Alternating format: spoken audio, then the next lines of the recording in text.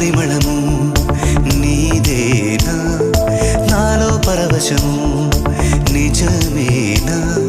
బొండు మల్లి పువ్వు కన్నా తేలికగు నీ సోకు రెండు కళ్ళు మూసుకున్నా లాగు మరి నీ వైపు సొగసును చూసి